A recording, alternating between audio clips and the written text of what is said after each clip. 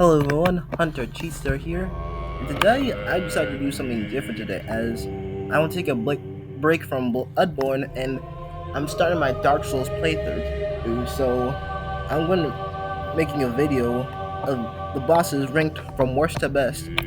This is a game I absolutely adore, and the bosses, whilst memorable, some I love, some I hate, but today I'm going to be going over the bosses ranked from worst to best, and see how much they've done to me. Enjoy. If there was a boss I absolutely dreaded on every playthrough, it's Rum the Vacuous Spider. Why she's my least favorite boss is because of the way she fights, which can easily become irritating and overwhelming. I was expecting to find a magical great one at the end of Bergenworth, especially when knowing that I was going to meet Master Wilhelm. He even told me to take the plunge through the water, and when I did, I was in a very atmospheric environment, seeing the white pale sky of the Moonside Lake, and there Ram was. I was extremely disappointed with this fight because of the multitude of spiders that summons every time she teleports. It doesn't help that once she teleports and enters phase 2, she starts to fire arcane crystals that you have to run from. She also can use an AoE arcane blast and can summon arcane crystals from the ground in a self-defensive manner. And when she teleports a second time, she can also use melee attacks where she flops her head in melee any variations. I really dislike that this is the boss that takes the longest for me to be on every playthrough, but the one thing I do like is that she was saving humanity from the Bloodborne before I came along and killed her.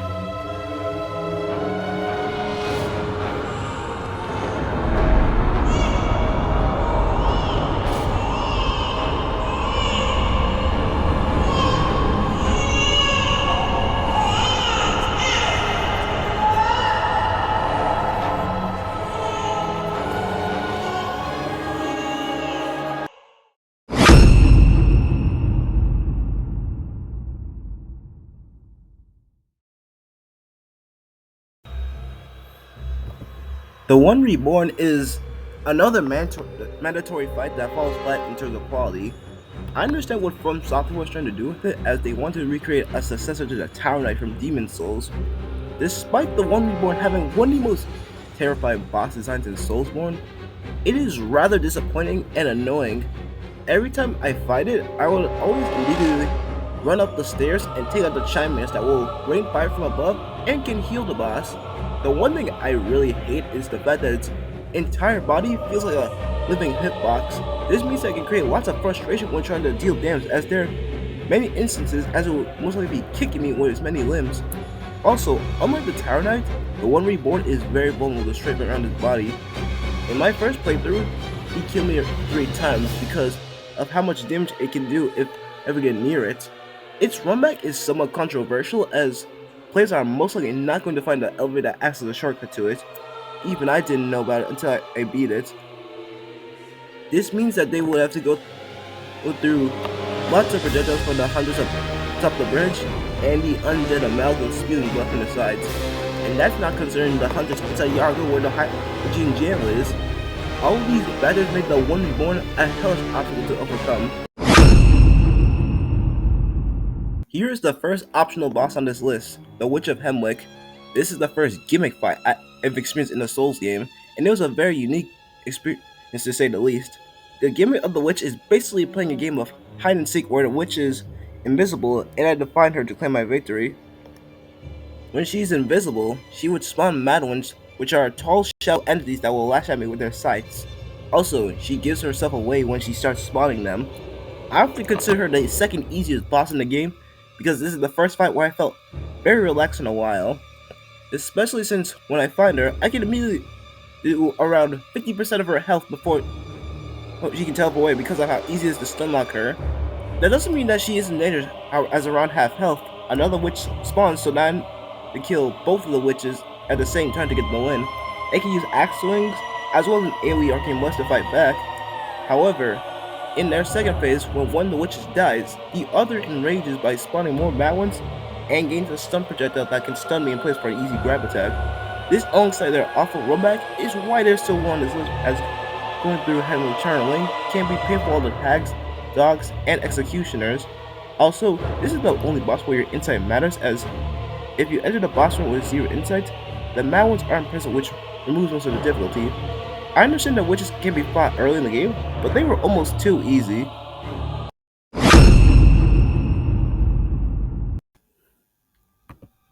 The Celestial Emissary is a boss that I've constantly laughed at because of how fast I kill it. They are found at the end of Upper Cathedral Ward, which is available after defeating the Bloodstar Beast and getting the Upper Cathedral Key from Yahar Ghul. This is another game fight where in order to defeat them, you must find which Celestial Mob is terrified of you. That one will act as the boss, while the others act as bodyguards for it. Then at half health, the boss will gigantify itself and will start to pursue you alongside its minions.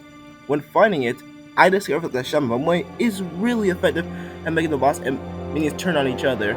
It was the reason why I can kill it before he even transform. I also found a bug where the boss can't go up the second stairs and has to walk back to the center. I find it so strange that this late game optional boss is the easiest boss for me. I think it also buffs the damage output of his minions as well during his start phase, but I killed so fast that I barely even noticed. The lack of HP is the biggest problem, as it is just a giant version of every celestial mob I've seen throughout the game. This is not what I expect from an endgame boss, but this is where it stands on my list.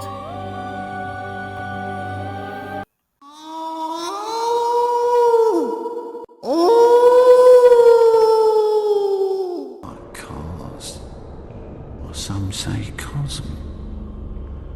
Do you hear our prayers? No, we shall not abandon the dream. No one can catch us. No one can stop us now.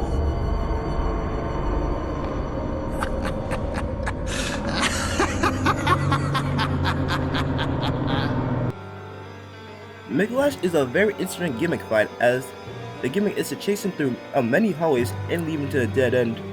This was the thing that made Micolash the most hated boss in Bloodborne, as he's very nimble and can be irritating to deal with. He's also mandatory in the Nightmare Method, so there's no getting out of him. Throughout his arena, there will be skeletons that can easily beat him to death, and because they can respawn in a couple seconds, are hells to deal with. In phase 1, Micolash will only use the algorithm Brilliantus attack, which can easily be censored, but combined with the skeleton puppets can be pretty messy.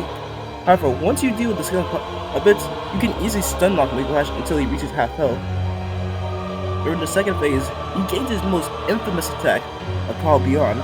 This move is very dangerous as it has one-shot potential, and he tends to do it a lot. It doesn't help that he's constantly yapping about his connection of Great Ones as he continues to irritate me. Cause. Some say cosm. Our prayers, as you once did for the vacuous one.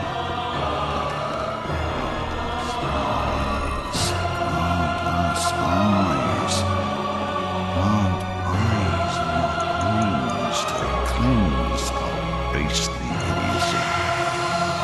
And maketh mouth, hidden now and small. Cosmos, of course. Let us sit about and speak Because in lore, he was a Birkenwar scholar obsessed with the Great Ones. Although I have a soft spot for him, there is no denying that Micolash can easily become a painful to deal with, even on repeat playthroughs. I'm just glad I never died to him because I don't want to waste my time to reach the end of the game.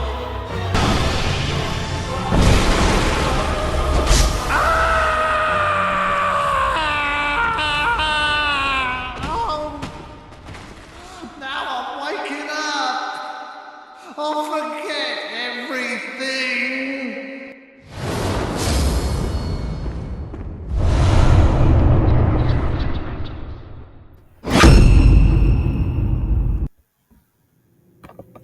Here we have the worst boss of the DLC, the Living Failures.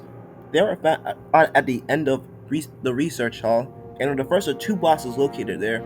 Their lore states that they were failed attempts to become Grey Ones as they failed to get the attention of the Healing Church. I find it ironic how the Celestial Emissary became successors even though they're found in the base game. Throughout the fight, the Living Failures attack in groups of 4, as 2 of them would be aggressive and 2 would be passive fire magic orbs and many Call Beyonds. Their assault can be somewhat severe as the passive ones can surprise me with orbs I couldn't see coming because the aggressive ones get my attention. Plus, their HP is massive, so I would absolutely recommend pairing them or using the Shaman Bone Blades to make them more manageable. However, they are not my bottom 5 because of their second phase when they all raise their hands and prevent the Calbion into a meteor shower.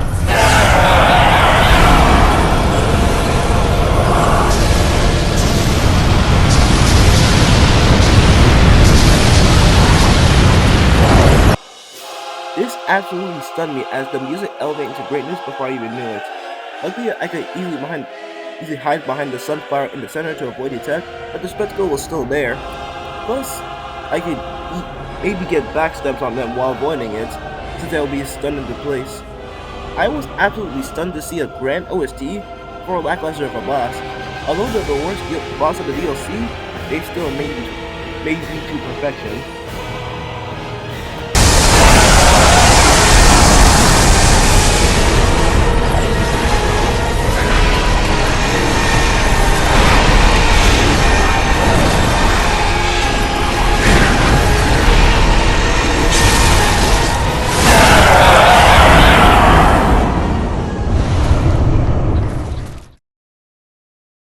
The Shadows of Yarno are bosses I somewhat have a malicious taste towards because of everything that surrounds them. First, they are fought at the end of the infamous Forbidden Woods, which is the area where most people tend to get lost at, myself included. Second, their run back is in my opinion the worst in the game, because the direction can either be going through snakes or going through a bland path of boars with a second elevator that's very easy to miss.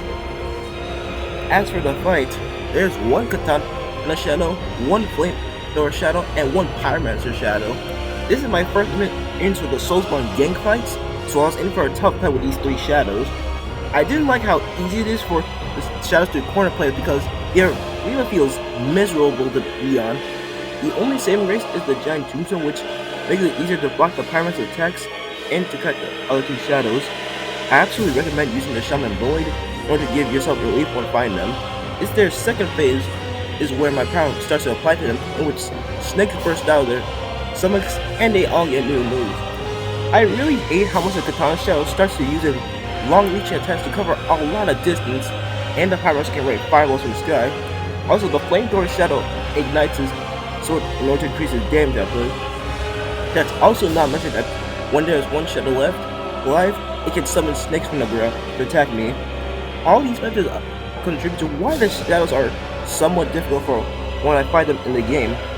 They also appear again at the second half of the Nightmare of Menses as enemies as they guard my next boss on this list.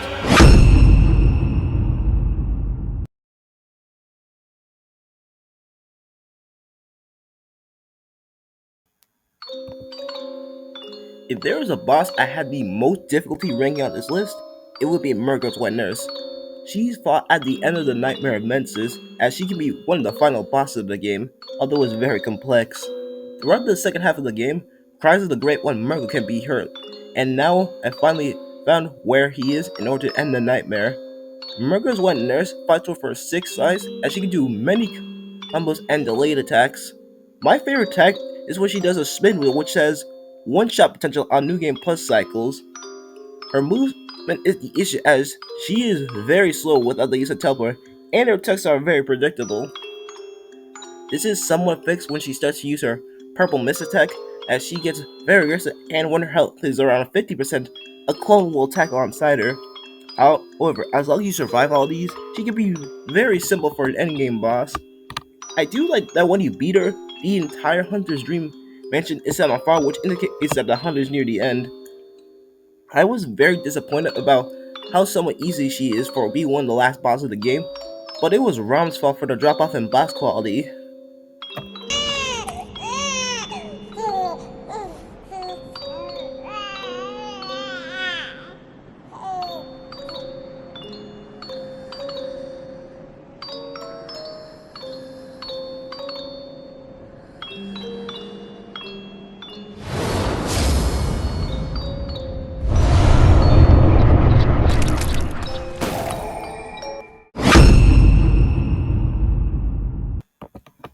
From one final boss to the other, The moon presence is an absolute spectacle to behold at first glance.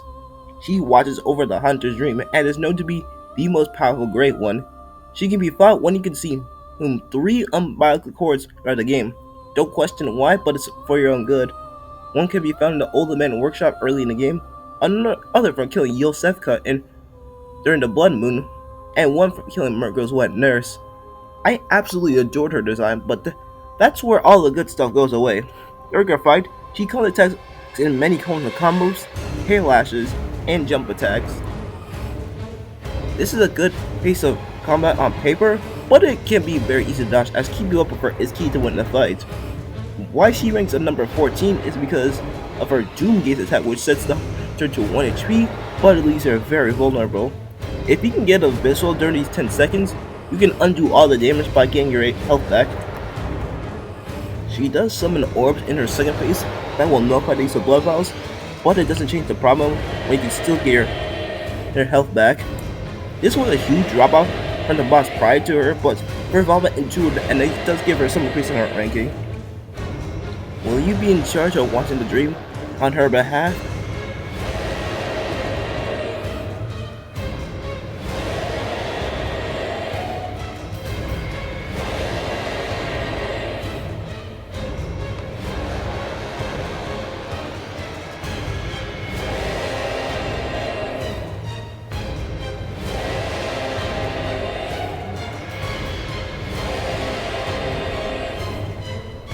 And so, now it begins again. Or will you ascend as a new Great One?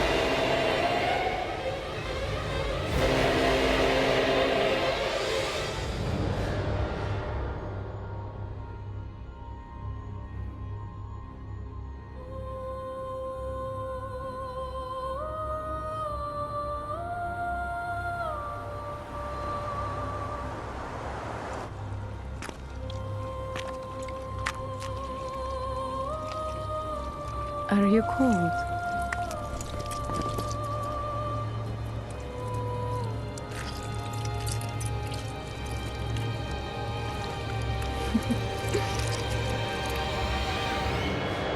Oh, good hunter.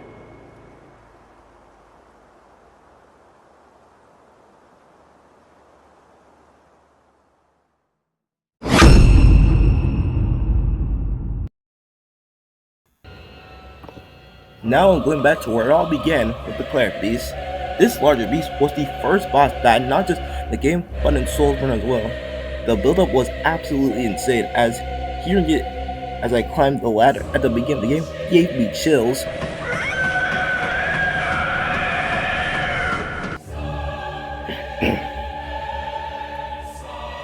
For our first boss, the Cleric Beast is very tough because of the multitude of screams that shrieks throughout the fight.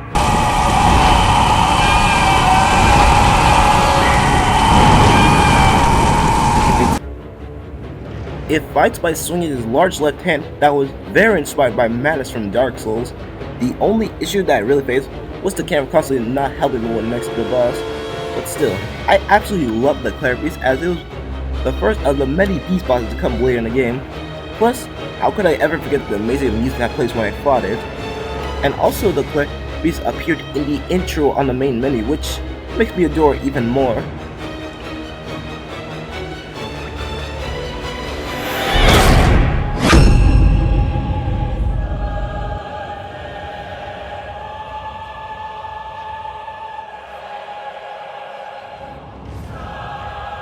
Next is the other boss with Cleric Beast OST, the Garmelia. She is fought at the end of Cathedral or in the Grand Cathedral as she was praying not to become another beast. Unfortunately for her, she could not delay the inevitable as she turned into a reindeer-like dog. Amelia is another shrieker like the Cleric Beast, but her screams have sword power as she playing worse like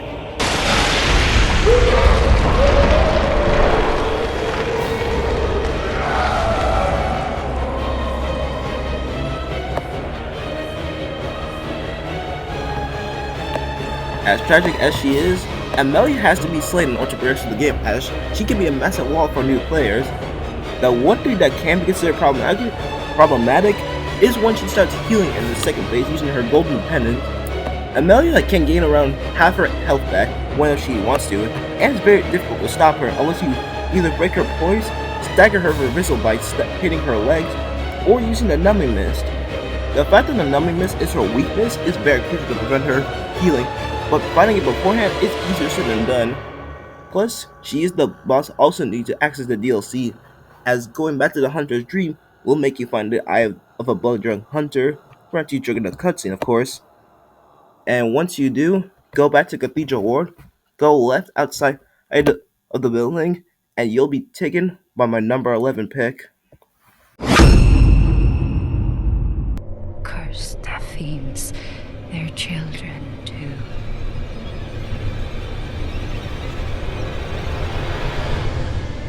And their children forever true.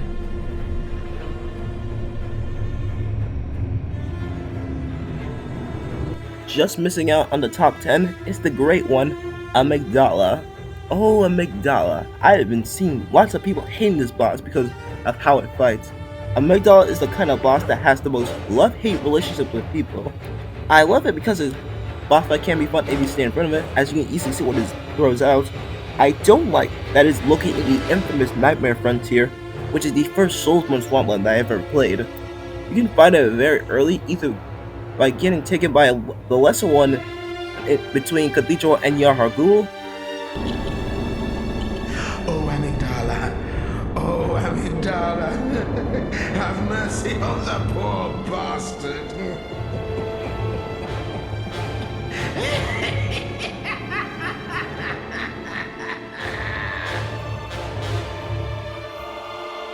Or being transported from Mikolash's corpse at the Advent Plaza. There is also Patches the Spider, who claims Amygdala to be the Godhead, as he appears in both the Nightmare Lecture Building and the Nightmare Frontier.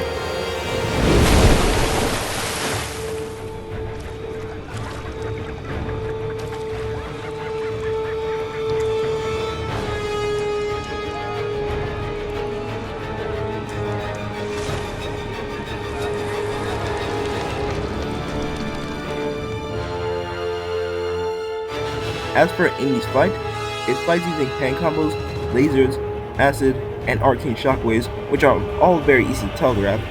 Its jump attack is the only attack that can be dodged by standing still, which is complex because the aim steps when a boss jumps is to get out of the way. There's also its third phase, where it tears off two of its arms to give it more range on its attacks, while gaining some new attacks. At all times though, stay in front of it so that you should never die whenever you fight it again. Attack its head from easy vehicles, and this fight should not take you very long.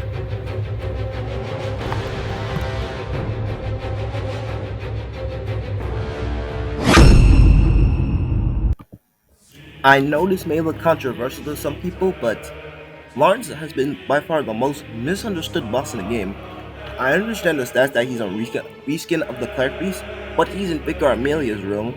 First, I would like to point out that Lawrence is not a 100% reskin because he can do some attacks that Cleric Beast can't do.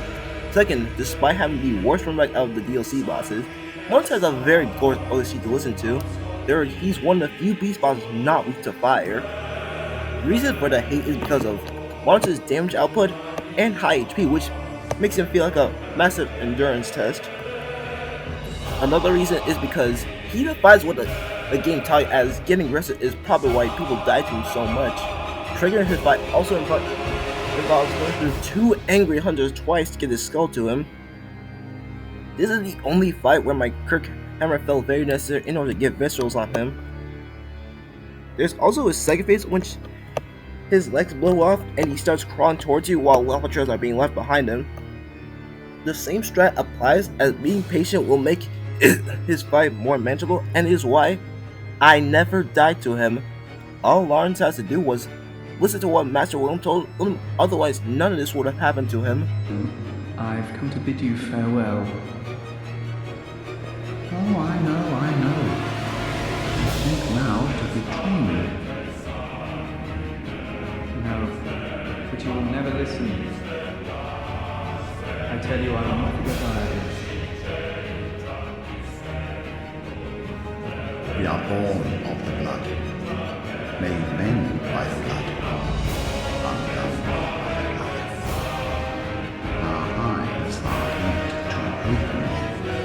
fear the old blood. I must take my leave.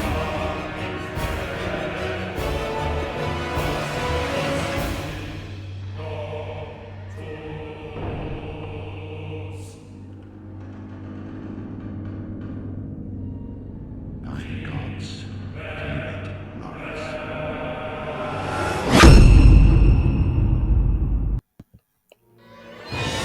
I know you're probably wondering why the third boss is ranked this high on the list.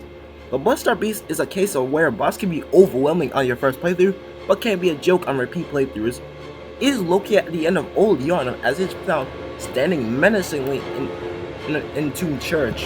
The fact that I saw one of these things used as a crucifix was genuinely shocking. The Bloodstar Beast fights by using many slashes, a maul attack, and a clothesline attack. The safest way to avoid these is by parrying or dodging to the left. Then the second phase starts to add poison to its attack whenever it lands a hit.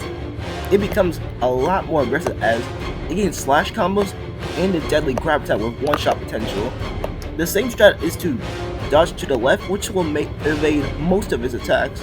Finally, its third phase uses poison to the most extreme as it can use a poison AoE blast and jump attacks. During the poison AoE, it may be possible to backstab it, but other than that, always ensure that you can keep up with it by dodging left.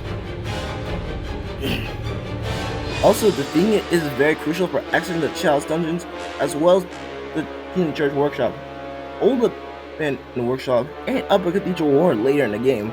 The fact that it also returned in the Old Hunter-Chidster as a mini-boss made me love it even more, as it can be set free in a more open environment. In the base game, the Great One fights didn't really pique my interest, but Ebrietas was the exception. She's located in Upper Cathedral War after breaking the window in the Celestial Emissary Room and continuing down the trail. Ebrietas is the first Soulspawn super boss that I fought against, and even on repeat playthroughs, she can still give me a challenge. She's the second of the two bosses that won't stop the fight until I attack them, with the other being Rom. Ebrietas is the only boss where I don't really have an effective strategy to beat her because she has a solution to every playstyle. She can use tactical slaps, headbutts, and an infamous charge attack that has a lot of range and can do whatever she wants to. It is that charge attack that what hurts her placement, because if the charge attack was removed, she would have been a top 5 boss. Ebrietas also has a frenzy spit attack that builds a frenzy, and you can now have 75% of your max health depleted. Luckily, hitting her head as she's missing her headbutts will be key for getting max damage and viscerals, and her safe is also getting a barrier around her which will slowly damage anyone near her. She also has a grab attack that will most likely kill players either because of the damage output or the frenzy buildup. Finally, her Cloud Beyond is the only attack I would suggest you just run from, because when she starts raising her hands to call upon the cosmos, you better get out of there. Ebrietas is so close to a perfect fight, but her difficulty can be one thing, and fighting her isn't exactly easy because of the requirements you need to get to her. I know this may come to a shock to a lot of people because Paul for me is a boss I went from hating it to loving it. He's located in a secret area of the Hybogene jail in Yar Hargul. Parl is by far, for me, the most out of place and most underrated boss in the game. He's one of the few bosses that uses lightning, and he moves in such a way that he can become easily overwhelming on your first playthrough. The major complaint I've been hearing about Parl is the camera because of how erratic his movements can be. There have been many instances where I somehow missed my attack either because of his skeletal body or because he moves so fast compared to most bosses. The issue with the camera is just don't lock onto his head. Parl is the only boss I did not know to be proper because of how he fights. He's also a DPS check, as if you have something like a Kirk hammer, you can stun lock him very easily and wrestle him by targeting his head after he's in his knocked state, of course. Your experience with Parl can vary between two factors. Number 1, how much trouble will the camera cause for you? And number 2, when will you fight him? Before or after Rom? Just missing out on the top 5 is the ruler of Kanehurst Castle, Marta Logarius. Bulgarius is a boss that can give me a fight even on repeat playthroughs, just like Ebrietta's. At first, I thought it was going to be a mage fight, as Bulgarius will start by firing skill projectiles and massive skull orbs. He also plays a more defensive approach, as he uses a very delayed swing attack, as well as arcane explosive at close range. This all changes in his second phase, in which he gets more aggressive and uses more melee attacks. Plus, just seeing him start to levitate with some of his attacks completely caught me off guard. But one thing that makes him out of my top 5 is his sword rain attack, in which he puts an arcane knife on the ground, which will summon a sword rain until destroyed. This one attack can easily turn the bot into his favor, which, combined with his aggressive moveset, can cause lots of trouble. Also, even though he is very vulnerable to parrying, Bulgarius can sometimes have a barrier that will make bullets fly past him. I also have been hearing that he is the worst runback in the game, because while I do agree having to go through the library with the screen banshees and the guaranteed fall limbs can be annoying, at least now he uses one pathway, unlike the Shadows of Yharnam. Defeating also grants access to Endless's throne room, as well as a very insane ending. I've done it! I've done it! Pounded and grounded this rotten siren into fleshy pink pulp. There, you filthy monstrosity! What good's your immortality now? Try stirring up trouble in this sorry state, all mangled and twisted, with every inside on the outside for all the world to see.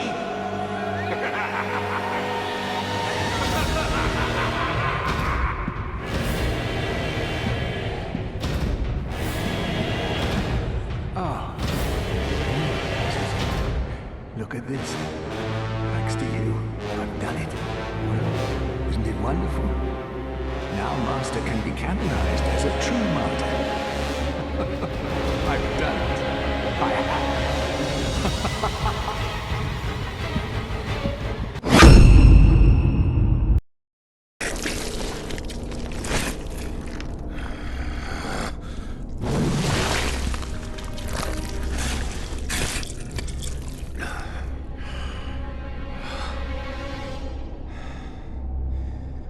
Beasts all over the shop. You'll be one of them, sooner or later. Now it's time for the boss that inspired the get good inside of me, Father Gascoigne. He is fought at the Tomb of Owain on Ancestral Yharnam, and he is a menace on your first playthrough. For me, he's the most iconic boss in the game, as well as from Plotware's best first boss. While Clarity started this game on an excited note, Gascoigne perfectly set the stage for what was to come in Bloodborne. He is a tragic figure as he succumbed to the blood drunkenness from the hunt. What's that smell? The sweet blood. Oh, it seems to me it's enough to make a man sick.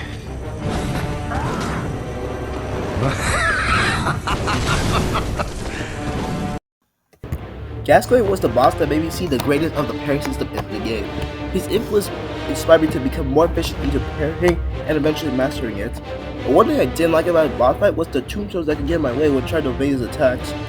The fact that his wife Viola is dead means that Gascoigne has completely gone mad because of the blood. The young girl in Hunter-Chidster Yharnam does give the music boss, which can stun Gascoigne, but it does have limit to use, as too many times will make him go insane and transform into a beast. He becomes wildly aggressive, and he will become a major obstacle for new players. I will never forget Father Gascoigne for making me welcome to his game. Also, after he's dead, his partner Henrik came back for vengeance, only to be put down by me and Emily McCurl.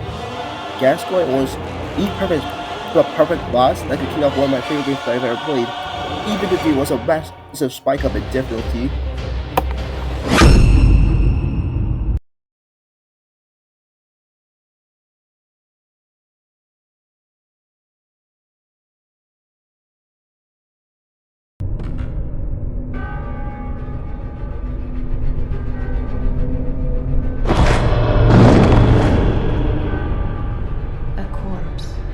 Should be left well alone.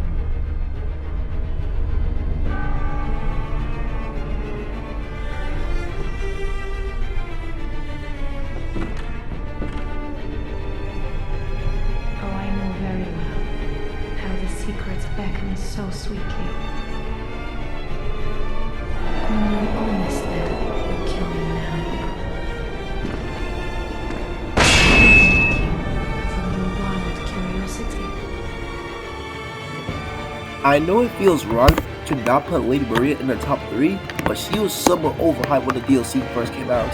I absolutely love her lore, how she saved most of the patience of the researcher and the Link fans from massive agony with the use of the Luminous Gardens. She would also train by German as she uses the Requiem, which is a weapon that she refused to use until her second phase. Also, there was another one that she threw down in a certain well in the fishing hamlet. I am very fond of Hunter boss fights, but when fighting Maria, I noticed 2 problems. One was that her parry timings were a lot easier to catch than most bosses. The other thing was that she tends to use way more delay attacks than usual, which really made her suffer a bit. Also, the fighter's third phase can have very questionable hitboxes, but her fight can still be very fun. She's also one of the only 2 bosses that can visceral the player in return, in which she gives them a hug, to which that is very, I don't know what to say about it, very kind or like forgiving, I guess. The arena is absolutely spectacular as well, with the astral clock tower in the background with the shining light. However, she had every reason to prevent hunters from seeing the horrors of the nightmare, as my number 3 pick dwells there.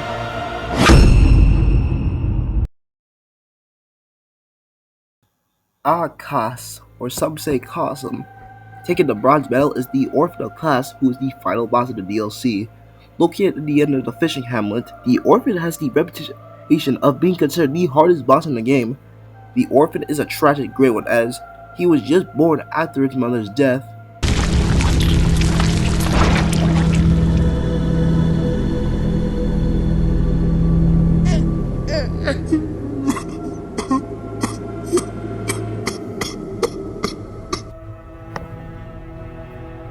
When fighting the Orphan, he would be considered the hardest boss for me if it wasn't for the fact that he can be parried. His aggression exceeds every boss in the game, as he swings his placenta in furiousness and intimidation. Then his second phase, in which he gains wings, further adds to the intensity of the fight, as he can easily stun lock you to death with his many combos. He can even screech so loud that he can summon a thunderbolt from his mother's corpse. He was the boss that gave me the most amount of heart attacks because of the amount of stress he can give. Despite being him in less than 5 attempts in each playthrough, I still think he's top 3 for hardest fight in the game.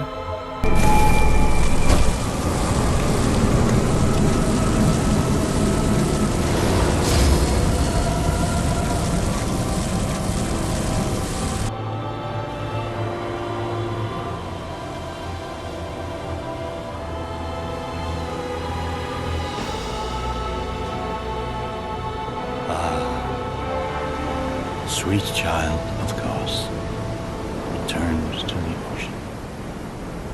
A bottomless curse, a bottomless sea, accepting of all that there is and can be.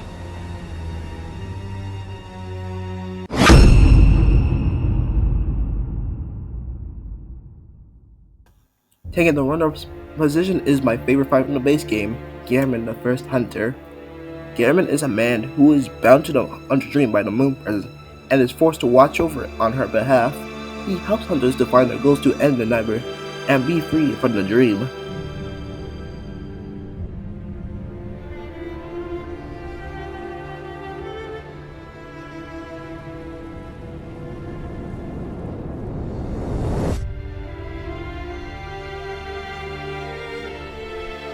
However, refusing to accept his request results in one of the most tragic boss battles in Soulsborne. Always comes down to the hunter's helper to clean up after these sorts of messes.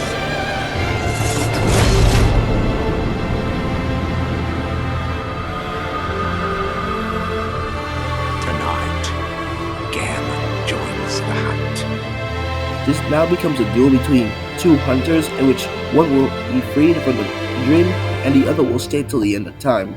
The amount of emotions that this potential final battle will possess is nearly unmatched, as this is like a battle with no winner or loser.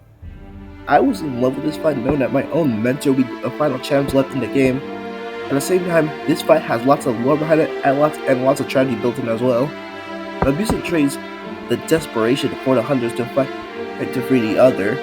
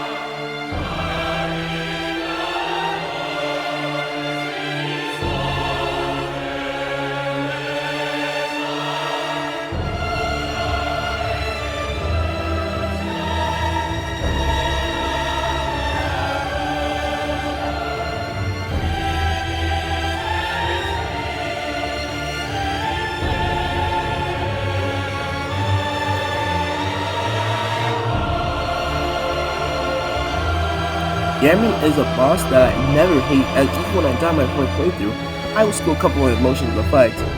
While this is number 2 because of the amount of background behind it, my number 1 is an unforgettable experience to witness.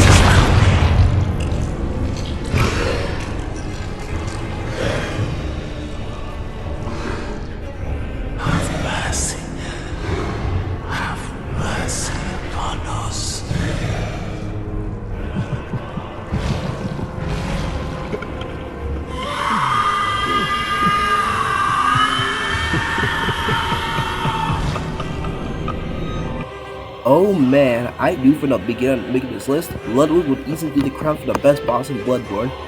I was not expecting the first boss of the DLC to be a grotesque beast resembling a horse.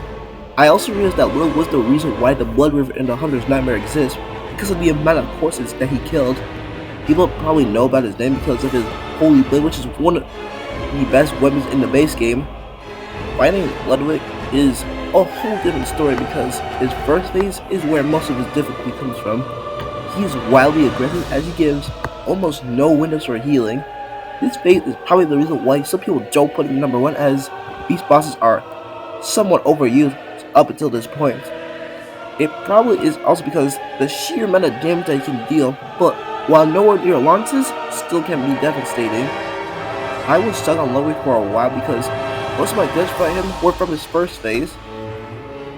Then, when he reaches half health, the Moonlight Greatsword makes his returning appearance in one of the best cutscenes in all of Soulsborne.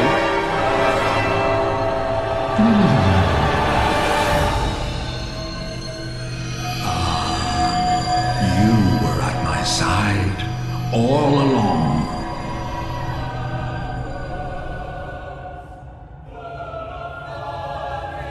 My true mentor.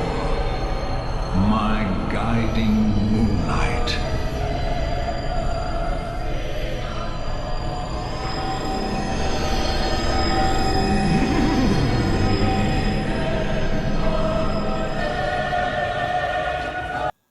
Fun fact, Ludwig is the only boss in the game that has a cutscene involving a phase transition. This is also a rare case where I feel his second phase is easier than his first phase. I absolutely love the change in pace as Ludwig doubles his defenses as he is no longer classified as a beast. Ludwig remembers the hunter that he once was, and he fights with a Moonlight Greatsword in hand. In this phase, his attacks are much easier to target as he fights more like a knight than a beast.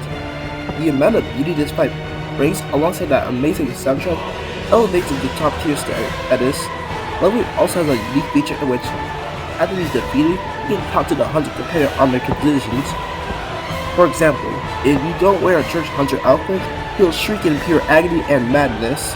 Hunter, have you seen the thread of light? Just a hair, a fleeting thing. I clung to it, steeped as I was in the stench of blood and beasts. I never wanted to know what it really was. Really, I didn't. If you do wear church hunter gear, you can lie to him that his hunters are safe. Good hunter of the church, and all my church hunters, the honorable Spartans, I hoped they would be. Ah, good. That is a relief to know I did not suffer such denigration for nothing. Thank you kindly. Now I may sleep in peace, even in this darkest of nights. I see the moonlight.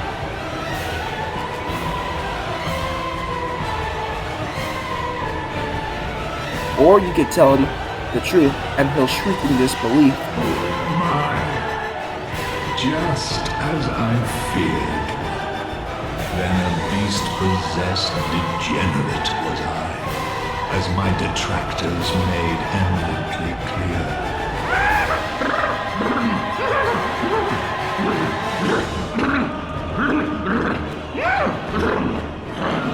Does the nightmare never end? No matter what, Bloodborne would be my favorite boss because of how much he stands out above the rest, but some could take the title from him one day. And that's it. From Software really nailed the eldritch horror genre of the bosses in Bloodborne. Most of the best bosses stand out either by lore, gameplay, or both. I noticed how this game had the same issue with Dark Souls, in which the bosses mostly drop off in quality in the second half, with the exception of Logarius, Amygdala, Briatus, and Gehrman. Bloodborne is my first experience with the Soulsborne games, and it was an experience that I will never forget.